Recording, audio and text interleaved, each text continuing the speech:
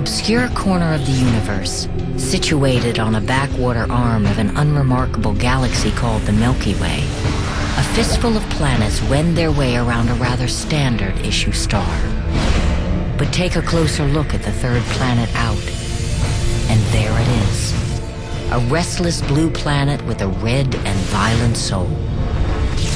Powered by the molten rock that lies beneath, it explodes, slithers, jerks, and sloshes, and sometimes kills.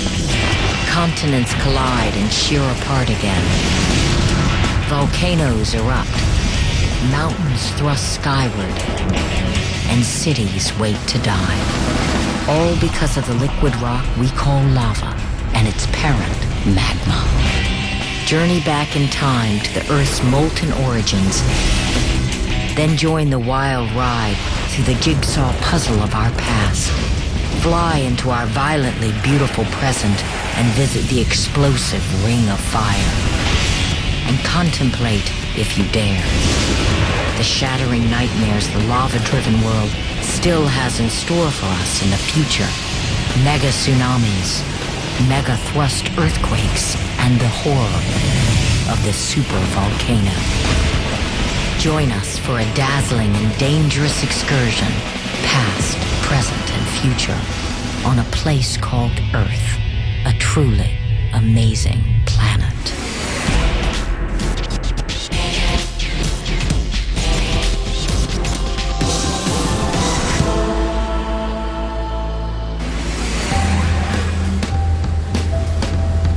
Welcome to heaven, with a window into hell. This is the Big Island of Hawaii, home to Kilauea, one of the most active volcanoes on Earth, and perhaps the best place to see a planet's labor pains as it gives birth to itself. For the poet, this lovely, dangerous stuff oozing and spitting out of the volcano might suggest a glowing lifeblood pumped from the red, red heart of a hot and vital Earth. A more apt comparison might be a bad case of indigestion. This is a planet that belches, vomits, shudders, heaves, and passes gas. Really nasty gas. Whether from a pulsing heart or a heaving gut, lava is our only concrete glimpse into the Earth's interior, into an engine of creation and destruction that dwarfs all the mighty powers of the planet's human inhabitants. What lies beneath? We probably know more about the interior of the moon, the sun, and the stars than the heart of our own planet.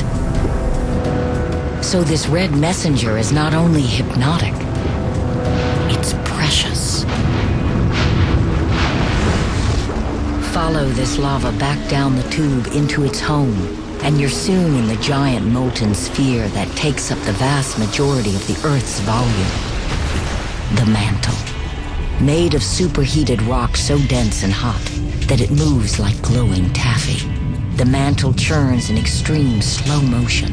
It's about 2,000 miles down before you hit the Earth's cores, and it may take millions of years for the molten round trip back up to the spewing spectacle that is Hawaii. For just a glimpse of what lava can do, drain away the ocean and sail by the Hawaiian island chain, all children of volcanoes. From south to north, the islands grow progressively and neatly older. The youngest is Loihi, now spewing lava, but which won't break the surface for another 50 or 100,000 years. Then there's Hawaii's Big Island with its 5 volcanoes, from seafloor to top as high as the Himalaya.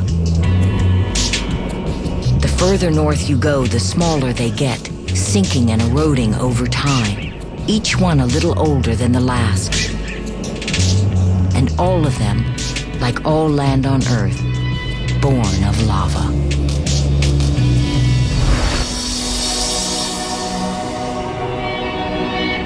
What is immediately obvious is that lava creates paradise. Within months on the scorched new Earth, vegetation takes hold. The volcanic surface is rich with nutrients belched up from within. In just years, sun and moisture and microorganisms turn lava into soil. And life explodes.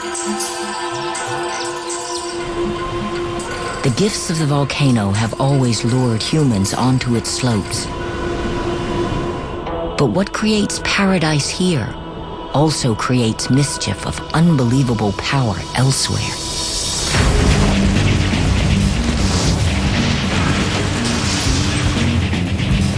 Mount St. Helens in America,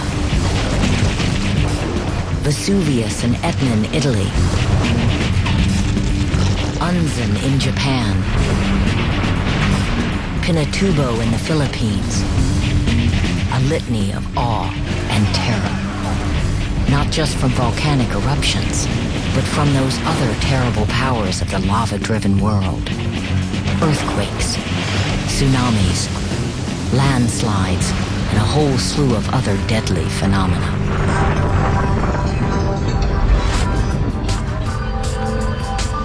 Take a look at the places on the planet where volcanoes erupt and earthquakes shake, and suddenly the world looks like something stitched together by Dr. Frankenstein. But these are not sutures.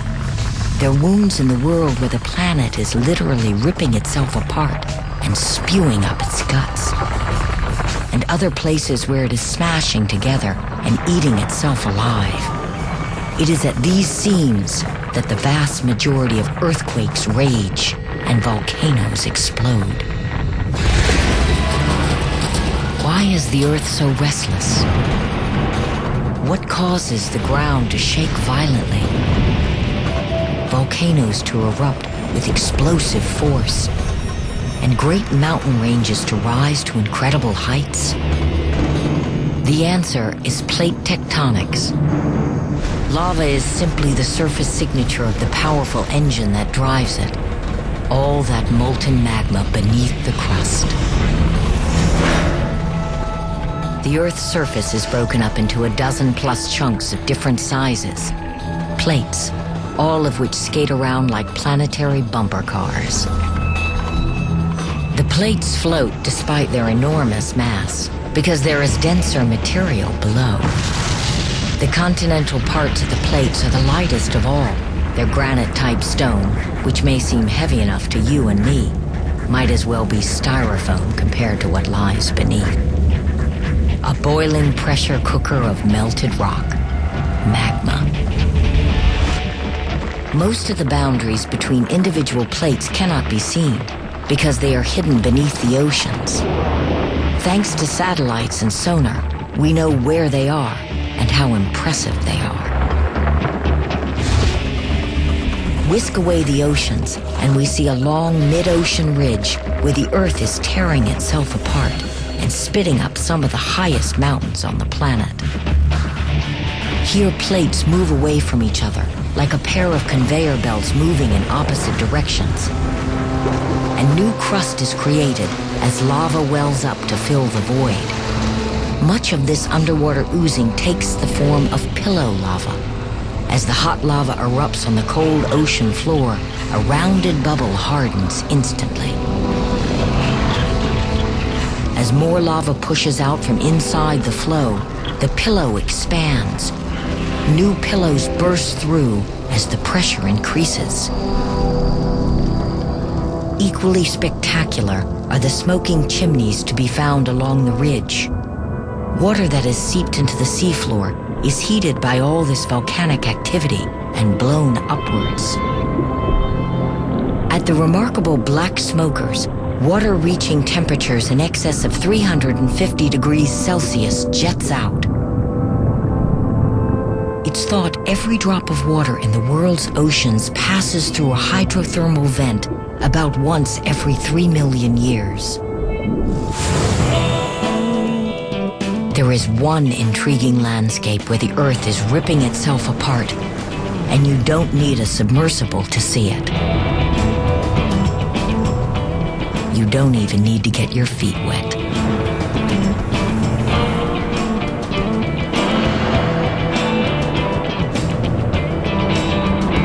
This is Iceland, where a mid-ocean ridge managed to beach itself on land.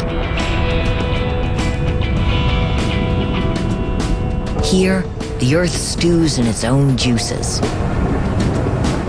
much to the delight of humans, who welcome a dip into the geothermically heated spas that dot an often forbidding landscape of black rock and blue-white ice. Here, too, you can stand with one foot in America and one in Europe, geologically speaking, because here at these cliffs lies the dividing line between the two plates.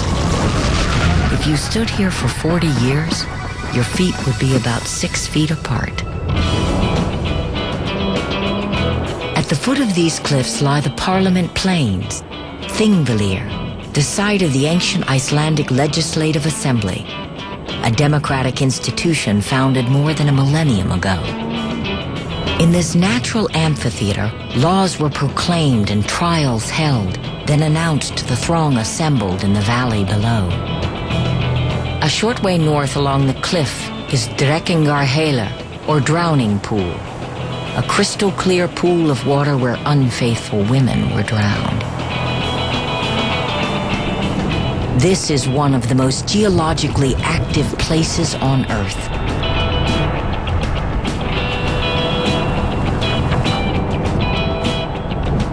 Even under Iceland's spectacular glaciers, eruptions occur. And even seemingly placid pools of water tell of the grumbling violence that lies beneath the island. If you wait a moment, once the water starts to bulge, it's a good idea to take a step back.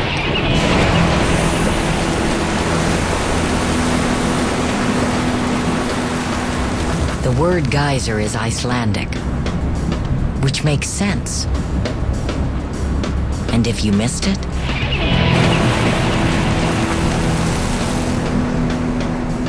wait a couple of minutes. Standing here where Europe and North America meet, and looking east or west, you have to wonder what these plates are up to at their far edges. It stands to reason that if the Earth is spreading here, it's got to be colliding somewhere else. And it is, often fatally. Head about 5,500 miles east, and here's bustling Tokyo, smack above where the Eurasian plate hits the Pacific and Philippine sea plates. Let's try the other direction, about 4,000 miles west of Iceland. And here's the San Andreas Fault, where the American plate hits the Pacific plate and runs just offshore of San Francisco. Tokyo, San Francisco. What do these two places have in common? In geological terms, they are cities waiting to die. So how did we get to this place where many of our most storied cities are on the endangered species list? To answer that, we have to go back to the beginning. About 4.6 billion years ago, on the edge of a spiral arm of a pretty obscure galaxy, a lot of space rubble starts circling in a slow gravitational dance. These rocks and gas are the remains of several stars that exploded long ago. Perhaps about 100 million years later, this space junk begins to collect together under the force of gravity, lighting up from the energy of spectacular collisions. Planetoids smash into one another, causing some to shatter, others to merge. One planetoid will become the Earth.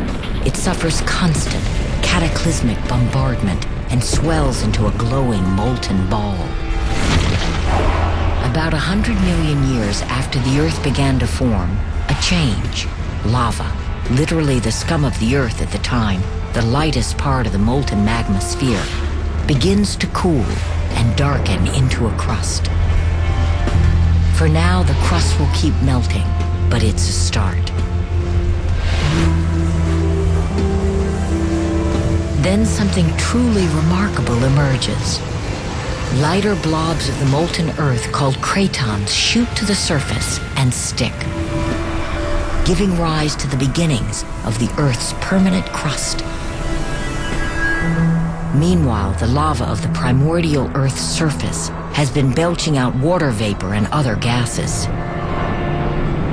Eventually, the atmosphere gets so saturated with water vapor that it begins to rain in a continual downpour that drenches the lava for as much as 1,000,000 years.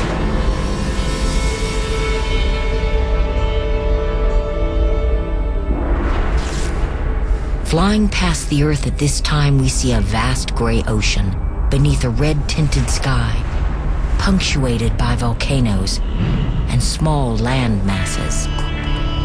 And unlikely as it seems, life may have gained a foothold already.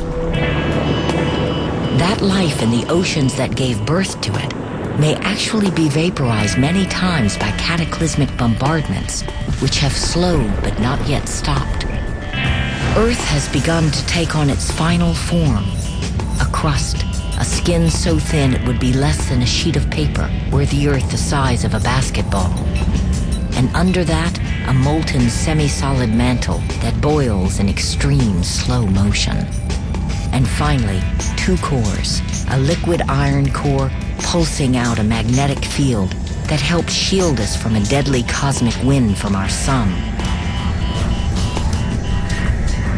And a solid nickel and iron inner core. By now, the remarkable process of plate tectonics has kicked into gear. Though how and when it started exactly, we do not know. For what follows next, you might want to strap yourself in. It's going to be a bumpy ride. Here's how it might have happened. At first, Cratons and one continent called had the planet all to themselves. Then, around 500 million years later, Antarctica took shape. About another 500 million years passed before Atlantica formed. The continents roamed separately until, about 1.8 billion years ago, Antarctica collided with what is now Eastern Antarctica to form Nina. Then Nina, Atlantica, and collided 1 billion years ago, forming the supercontinent Rodinia. After about 300 million years, the three landmasses separated and came back together in a new configuration, Pangaea. Pangaea came apart too. When Pangaea split, and Atlantica split up too. If you're confused, join the club. Even the Earth seems confused. All of this movement made for a host of unlikely neighbors way back when. North America's eastern seaboard once rubbed shoulders with Chile. California and Australia were neighbors, if not connected. And Brazil was either connected to Nigeria or very close. Run the Earth time machine backwards, and you can see why. But no matter how many times you run the demolition derby of the continents, a question remains. What the hell is driving them? Hell, apparently. The force driving the plates is the slow movement of the super-hot semi-solid mantle that lies below the rigid plates. Like hot soup, magma boils in slow motion. Superheated magma rises to the surface, begins to cool, and then sinks back down to the bottom of the pot, where it is reheated and rises again. This cycle is repeated over and over to generate what scientists call a convection cell, or convective flow. But where's the heat source keeping our earthy soup performing its circular gymnastics? Well, most of it is left over from the spectacularly energetic collisions and gravitational crushing that created the Earth to begin with. It's still trapped down there, and it wants out. And there's something else in the molten depths that makes it pretty hot real estate. Radioactive material. The belly of the beast has plenty of uranium and other radioactive elements, all of which release heat as they decay. That decay has significantly slowed the rate at which the Earth is cooling. So what does this mean at the surface? Two things. First, magma being burped up along the ridges. Those places like Iceland where the Earth is tearing itself asunder is pushing the plates in their respective continents apart. Second, what goes on at the other end of those plates, the collision zone, may be equally important. Here, where the heavier plates dive under the lighter ones, yanked downwards by gravity, they haul along their plates back into the oblivion of the mantle. That's what we know, or what we think we know. But the details of what's going on in the deepest parts of the Earth that drive the engine of plate tectonics, we may never know.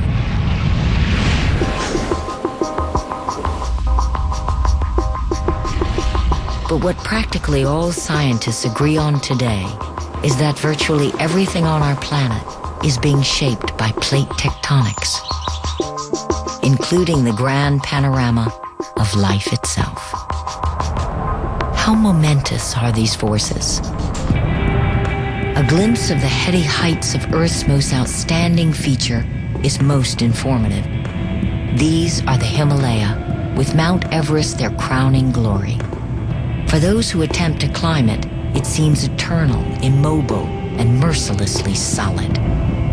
But Everest and its Himalayan companions are creeping upwards even as we speak. Spectacular reminders that the demolition derby of the Earth's surface dwarfs any power that humans can generate. The Himalaya majestically lay claim to 96 of the 100 tallest mountains on Earth. And Everest, the highest of all, pokes a hole in the sky at 29,000 feet.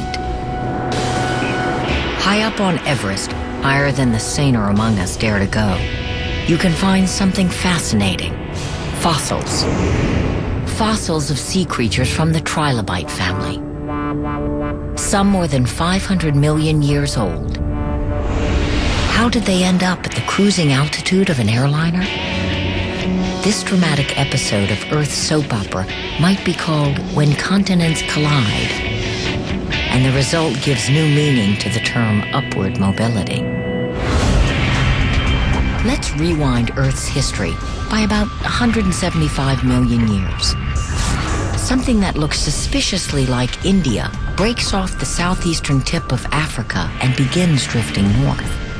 Then, 50 million years ago, boom, the leading edge of the Indian plate, which is oceanic crust, slams into the continental Eurasian plate. When the two continents meet head-on, the crust buckles upwards. The Eurasian plate crumples over the Indian plate.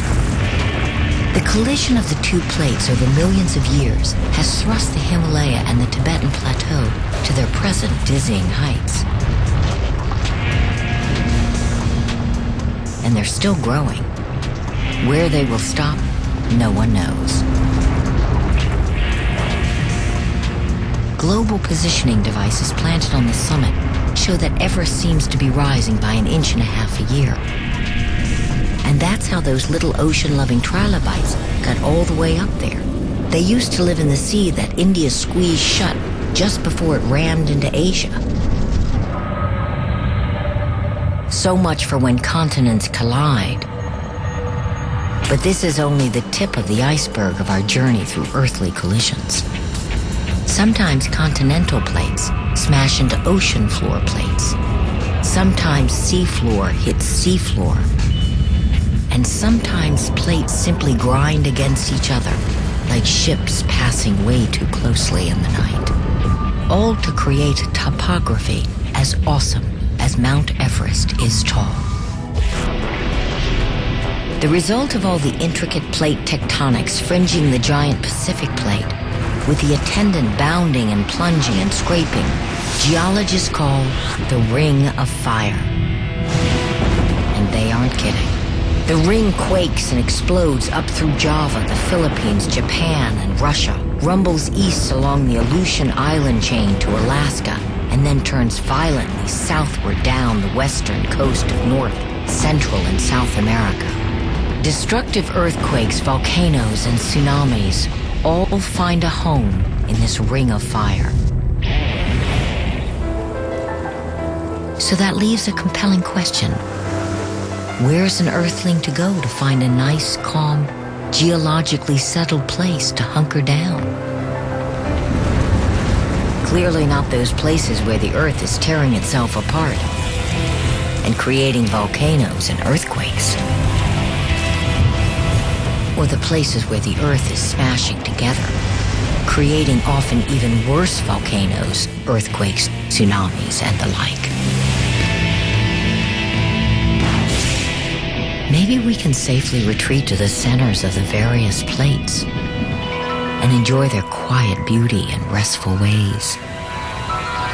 The feel of solid and mobile rock beneath our feet, right? Wrong.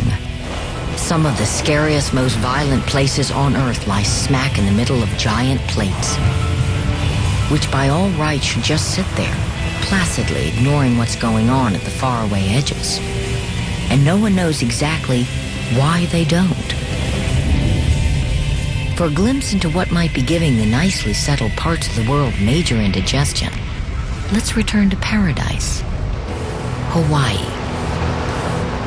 It is thousands of miles from the Ring of Fire, right in the middle of the giant Pacific Plate, far away from the action. So how did it get here? Hawaii, it seems, is just the tip of the iceberg, or make that the Fireberg, of immense proportions.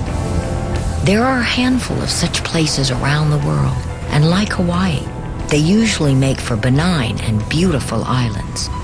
They are called hotspots. But don't be lulled by Hawaii. There's one volcanic hotspot out there that's threatening to bring the world as we know it to an end. Like to know which volcano is going to make for great vacation pictures? Which might kill hundreds of thousands of people? Which one has the potential to devastate life on Earth, including perhaps us? It's time to dive into those smoldering, explosive flagships of the lava-driven world, volcanoes.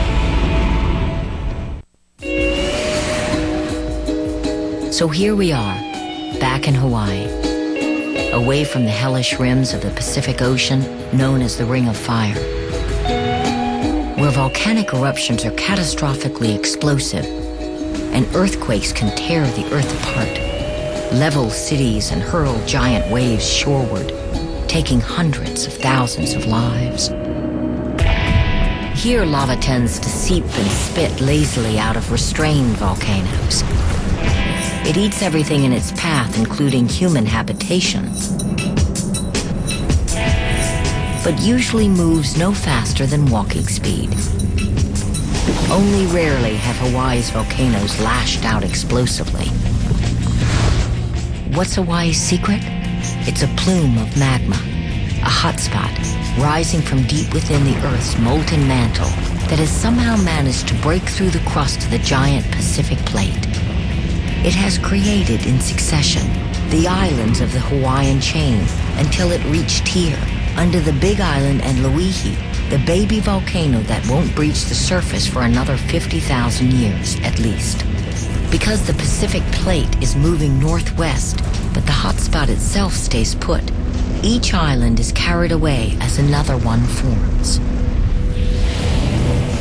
But the magma under Hawaii, rechristened lava once it emerges from its tube, is running almost liquid. It's been flowing out from under the Pacific Plate for millions of years.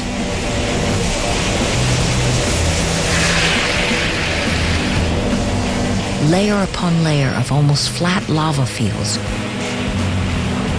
creating gently rounded volcanoes that have been slowly building up from the seafloor.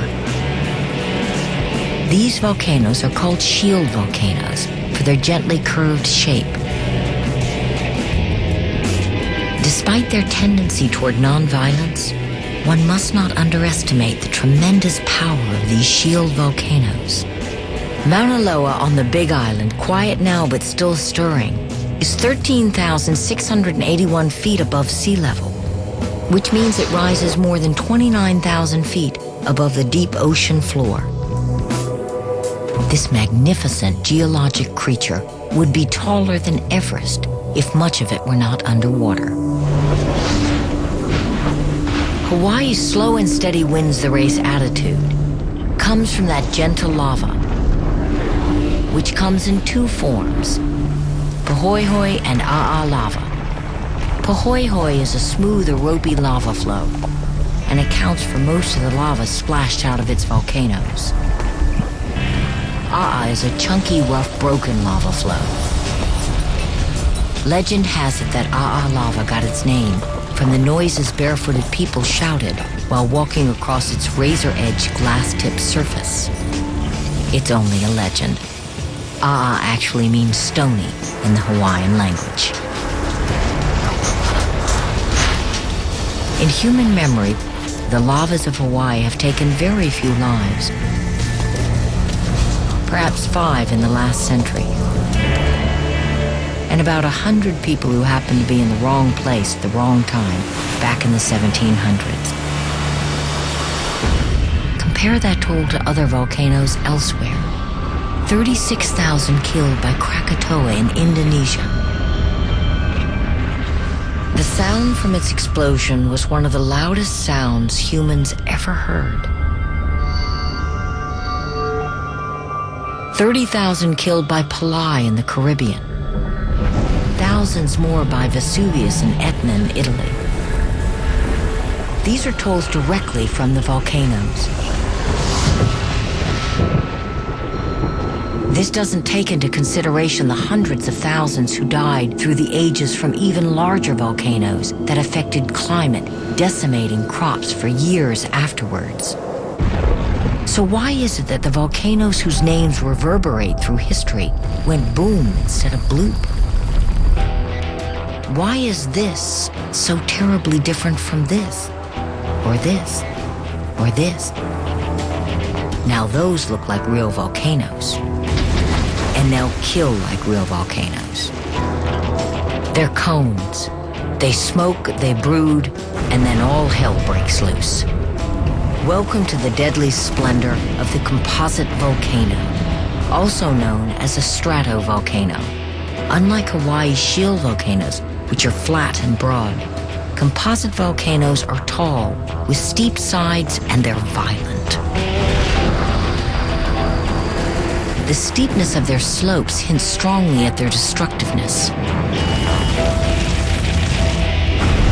Other famous composite volcanoes include Mount Fuji in Japan, Mount Cotopaxi in Ecuador, Mount Shasta and Lassen in California, Mount St. Helens and Mount Rainier in Washington, Mount Pinatubo in the Philippines.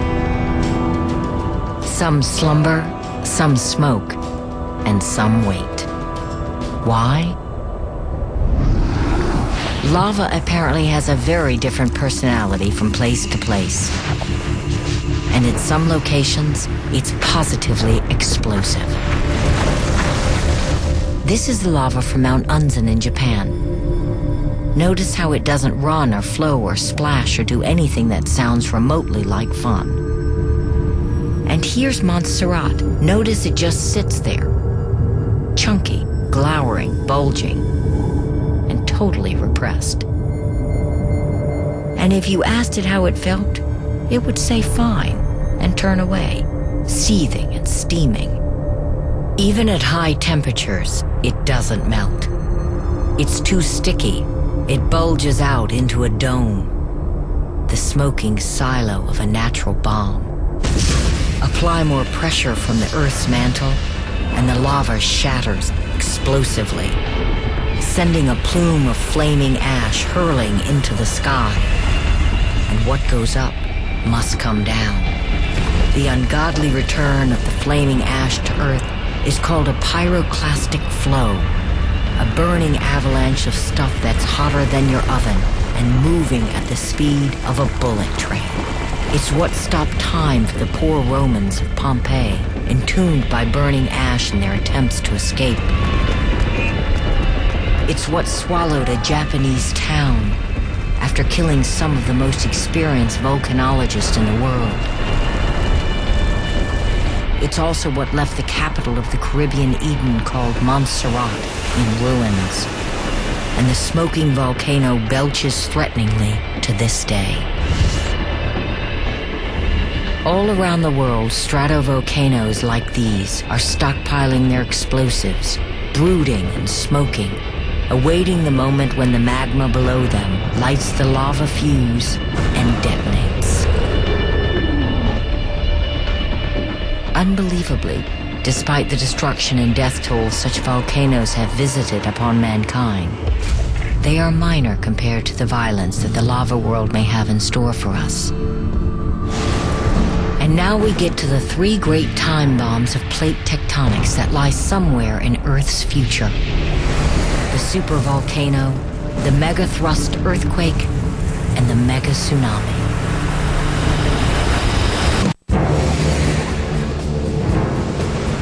On the day after Christmas in 2004, the world reeled at one of the worst natural disasters of all time, a huge tsunami.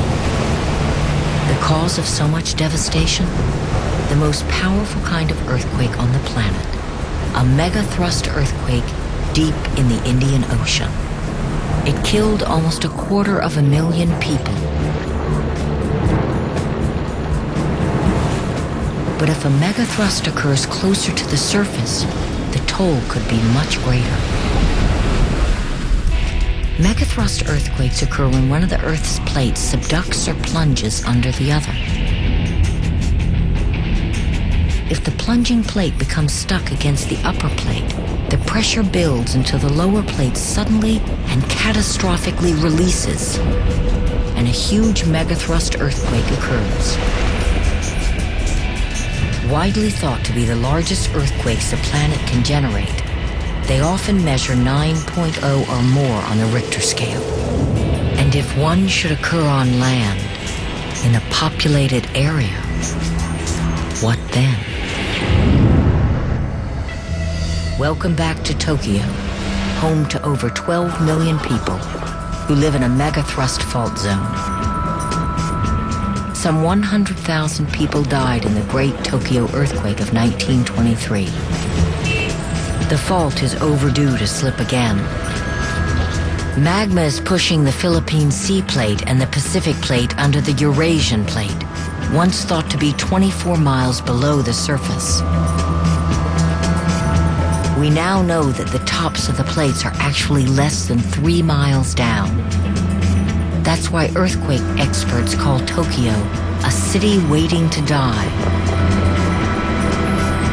When the big one hits, will Tokyo be level?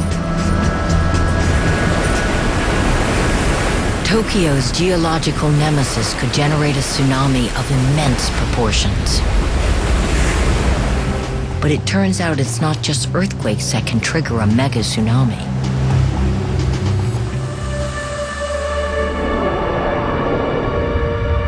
This is the island of La Palma in the Canaries.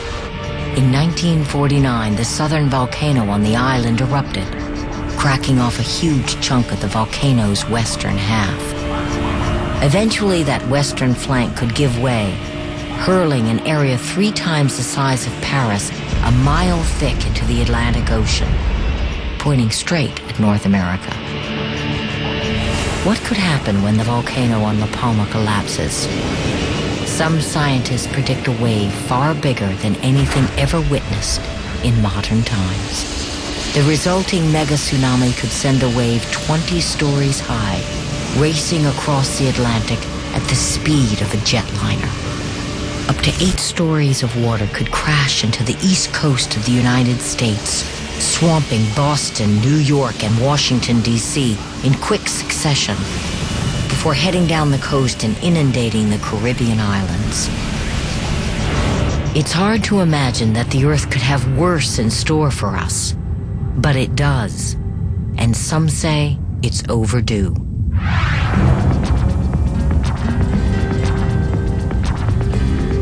There is no landscape quite like this one. Here, more geysers erupt than anywhere else in the world. This is the world's first national park, Yellowstone.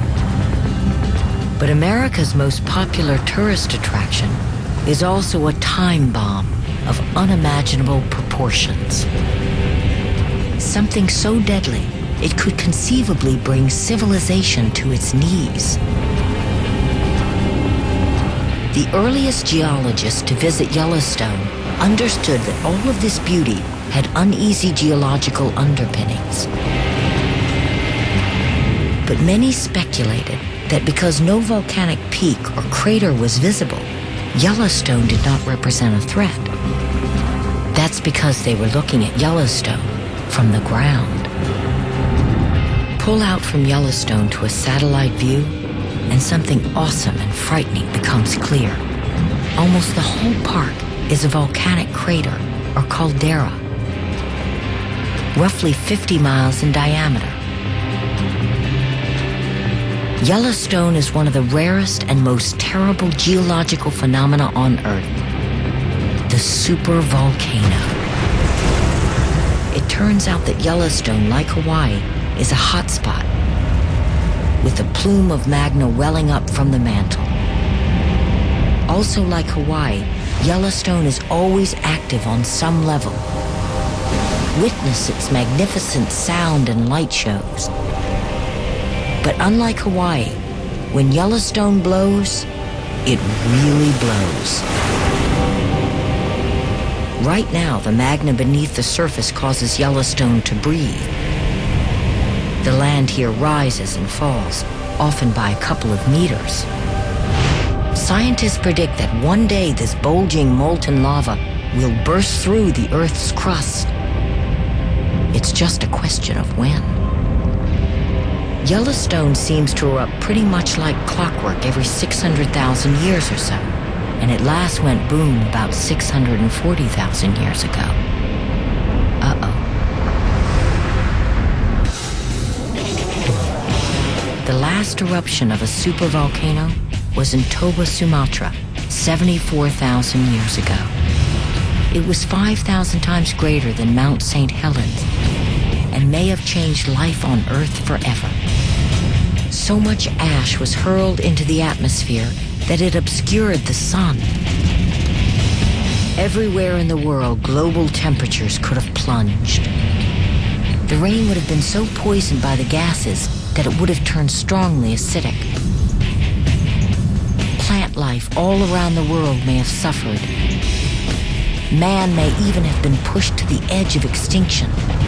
The population forced down to just thousands, which could explain our lack of genetic diversity.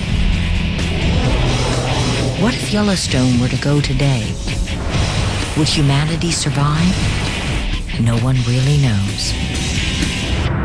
The good news, though, even if mankind were blown to smithereens, the Earth would continue on as a living, breathing organism in its own right. The demolition derby of continents would continue unabated. Thanks to the momentum of plate tectonics, we can run time forward and get a glimpse of a possible future. If all continues on its current course, we may see California sailing away into the Pacific. The Pacific Ocean shrinks as the Atlantic grows to dominate the planet. Africa charges northward, squeezing the Mediterranean shut, crumpling the Italian boot, and sending mountains soaring from Paris to India. Australia crashes into Asia, the Red Sea parts, and becomes a new Atlantic-sized ocean. How high can Everest go? Everest continues to grow even taller, but scientists think it will likely begin to crumble under its own weight. Clearly, this is a dangerous planet we found ourselves on, thanks to the magma machine we skate on and its tendency to push, pull, and explode. But what to us is disaster upon disaster is another thing entirely to the Earth itself. The lava-driven world is a living, breathing, mobile organism in its own right, full of stresses and strains, always seeking peace and equilibrium despite its internal conflicts. Volcanoes release internal heat. Earthquakes relieve stress on its surface. Life may well have been born of lava, perhaps on some chemical wonderland created by smokers under a primordial sea. It almost certainly owes much of its diversity and hardiness to the plate tectonics that drives continents apart and smashes them back together again. Without lava, the world would be a cold, characterless stone in space. Instead, it blesses us with oceans and renews the surface of the earth with rich, fertile land. Unknowing, unmoved, it moves us and holds our fate in its hands, glowing fingers and glowering fists.